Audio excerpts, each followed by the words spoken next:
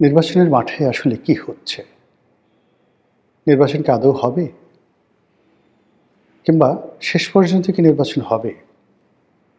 আর নির্বাচন হওয়ারই বা কি দরকার? পরিস্থিতি যা অবস্থার দৃষ্টে মনে হচ্ছে একটি বিশেষ দলকে জেতানোর জন্যে প্রায় সবাই একেবারে সর্বশক্তি নিয়ে মাঠে ঝাঁপিয়ে পড়ছে। আবার অন্য গ্রুপ বলার চেষ্টা করছে যে না, নির্বাচনের পেছনে অনেক লীলা খেলা আছে। পর্দার আড়ালে অনেক কিছু হচ্ছে আর অনেক গুপ্ত শক্তি কাজ করছে। তো এই সকল বিষয় নিয়ে আলোচনা করব আজকের এই ভিডিওতে। নির্বাচনের যে তফসিল ঘোষণা করার পর এখন যে অবস্থায় চলছে, সব কিছু নিয়ে রাষ্ট্রের বিভিন্ন সংস্থা যে তোড়জোড় দেখাচ্ছে, একটি নির্বাচন হওয়ার জন্য যা কিছু করা দরকার সর্বোচ্চ চেষ্টা তদবির করে বেসামরিক প্রশাসন, তার সঙ্গে সেনাবাহিনী, তার সঙ্গে পুলিশ বাহিনী যে হম্বি তম্বি করছে, যে লম্ফজম্ফ করছে, যে আনুষ্ঠানিকতা করছে, তাতে মনে হচ্ছে নির্বাচন তারা করেই ছাড়বে। আর বাংলাদেশের কারোর পক্ষে নির্বাচন বাতিল করা সম্ভব নয়। আর যেভাবে সরকার বাহাদুর নির্বাচনের জন্য তোড়জোড় করছে, এর বাইরে কোনো কিছু চিন্তা করাও কারোর পক্ষে সম্ভব না। এরকম একটি অবস্থা একদিকে চলছে। জেলা অফিসগুলো, সেটা ডিসির অফিস হোক, টিএনও অফিস হোক কিংবা অন্য যে কোনো অফিস হোক, মারাত্মক ব্যস্ত।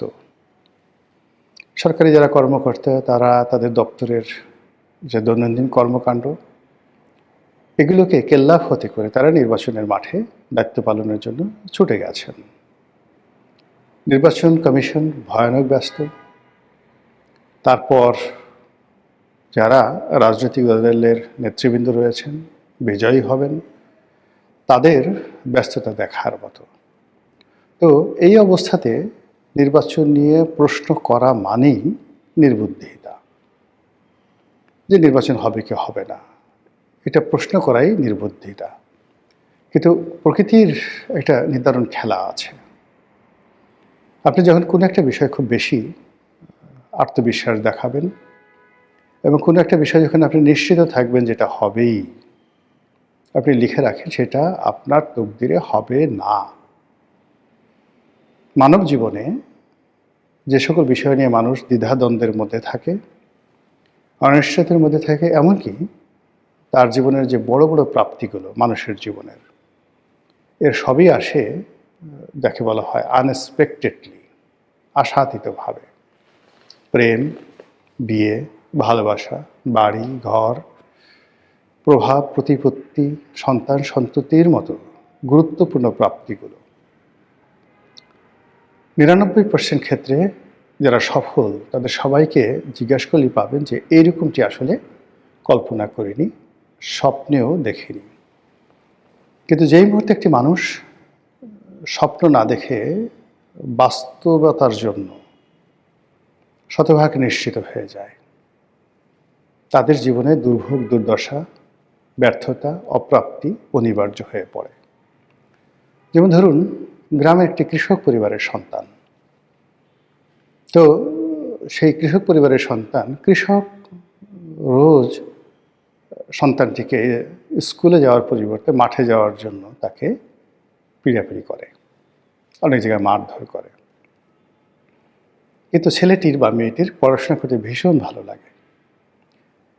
এই বাড়িতে একটু কাজ করে, ওই বাড়ি থেকে কোনো ধনীর ছেলের একটা বই এনে পড়ে এবং একটা সময় দেখা গেল সে বিসিএস পাশ করলো বা সেনাবাহিনীর কমিশন র্যাঙ্কে চলে গেল। তো সে যখন বিয়ে শাদী করলো, তখন সে তার নিজের অতীতকে ভুলে গিয়ে সে জোরাজুরি করে তার ছেলের সন্তানকে তার মতো বানানোর চেষ্টা করলো। ফলে দেখা গেল বেশিরভাগ ক্ষেত্রে ছেলে মেয়েগুলো ডিরিল্ড হয়ে যায়, বিশ্ববিদ্যালয়ে ভর্তি হতেই পারে না। যারা ভর্তি হয় তারা আরও খারাপ অবস্থা করে, বিসিএস পাশ করতে দূরের কথা, অনেকে রীতিমতো পুরো পরিবার, সমাজ সংসারের জন্য লায়াবিলিটিস হয়ে যায়। তো এই একটা জাস্ট আমাদের সবার জীবনে যে ঘটনাগুলো ঘটে সেটা থেকেই আমরা ছোটকালে মানুষ হয়েছি বেতের উপরে। পান থেকে চুন খসলে দাদা মারতেন, দাদি মারতেন, মা মারতেন, আব্বা মারতেন, কাকা মারতেন, টিচাররা মারতেন। ছ্যাঁচা কাকে বলে? ডানে বামে তাকানোর সুযোগ হয়নি। কিন্তু এই আমাদের মতো অনেক যারা এই কঠোর অনুশাসনের মধ্যে বড় হয়ে জীবনে সফল হয়েছেন, তারা নিজের ছেলে সন্তানদেরকে তারা আম দুধে মানুষ করার জন্য পাগল হয়ে যান। ফলে এই ছেলে মেয়েরা বড় হওয়ার সঙ্গে সঙ্গে পিতাকে ঘাড় ধরে বাড়ি থেকে বের করে দেয়। বৃদ্ধ হলে তারা সেই বৃদ্ধাশ্রমে পাঠিয়ে দেয়, বা তারও আগে মানে সম্পত্তি নিজেদের নামে লিখে নেওয়ার জন্য পিতামাতাকে মারধর করে। আর খুব অল্প বয়সে নেশাখোর হয়ে যায়, অপরাধমূলক কর্মকাণ্ডে জড়িয়ে যায়। এরকম অসংখ্য ঘটনা আমাদের সমাজে ঘটে চলেছে। কথাগুলো বললাম এই কারণে যে প্রথম পক্ষ যারা সফল হন তাদের কখনো কনফিডেন্স থাকে না, তাদের স্বপ্ন থাকে আর চেষ্টা থাকে।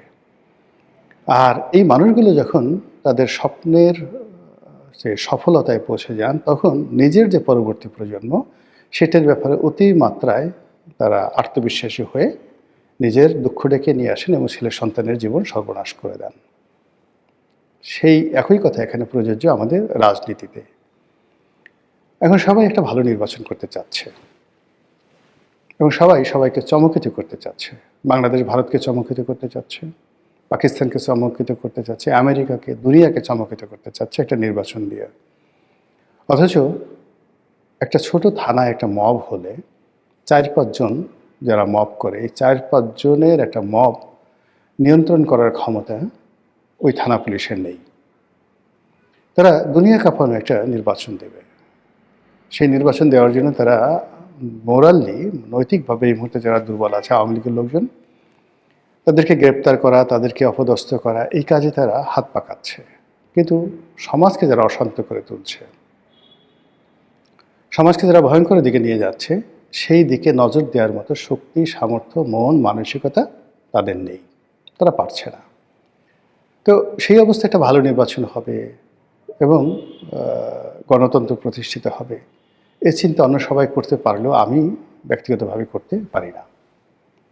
ইতিমধ্যে যে জিনিসগুলো আমরা বিভিন্ন সামাজিক মাধ্যমে দেখেছি, বহু সংখ্যক স্বতন্ত্র প্রার্থী, কেউ হয়তো কালে ভদ্রে আওয়ামী লীগ করতেন, কেউ হয়তো আওয়ামী লীগ করেন নাই, সাধারণ, কিন্তু পরজন্মে হয়তো তাদের কেউ মানে মারা গেছেন, এখন প্রার্থী তার দাদা, এই জন্য পরজন্ম বললাম, দাদা আওয়ামী লীগ করতেন, অথবা দূরতম সম্পর্কে শ্বশুরের খালাতো ভাই আওয়ামী লীগ করতেন।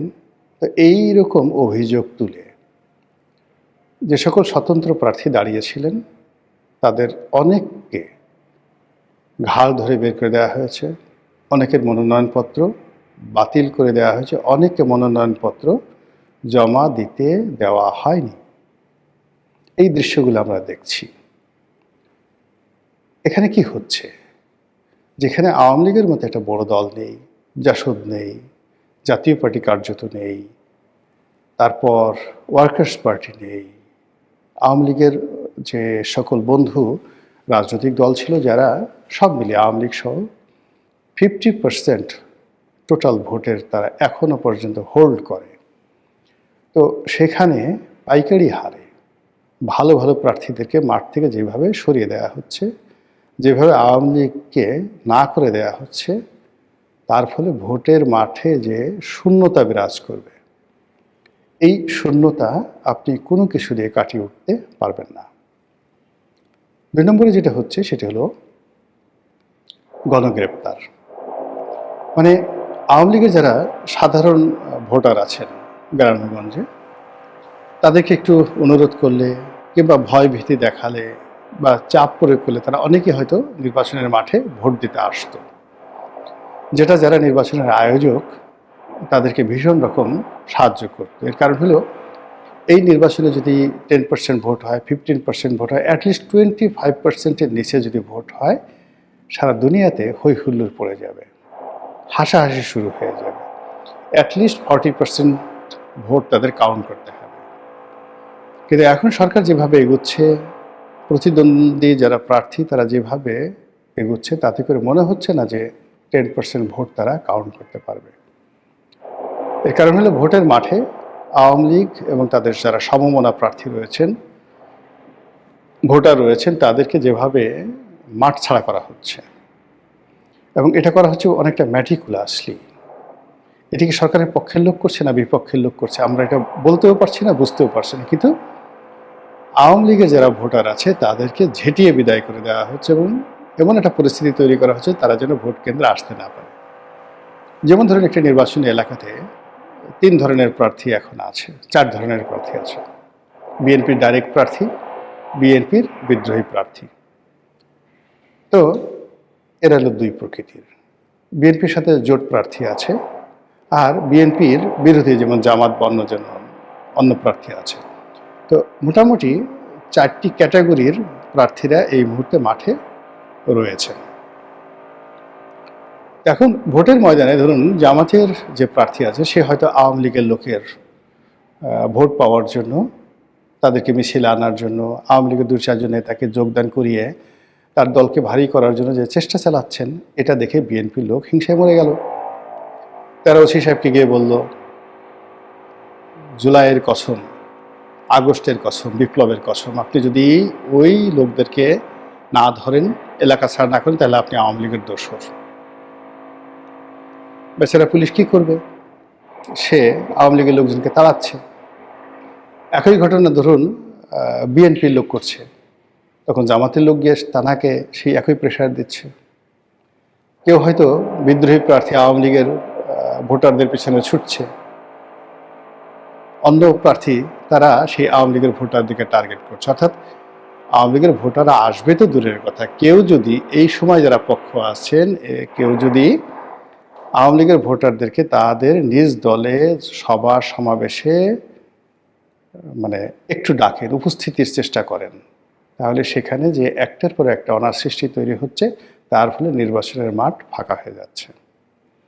এবং এই অবস্থায় যদি আরও কিছুদিন চলতে থাকে এবং ভোটারদেরকে ভয়ভীতি দেখানো হয়, বিশেষ করে সংখ্যালঘু এবং আওয়ামী লীগের লোকদেরকে, ধরে নিতে পারেন যে ভোটের যে ফলাফল সেটা চাঙ্গে উঠবে।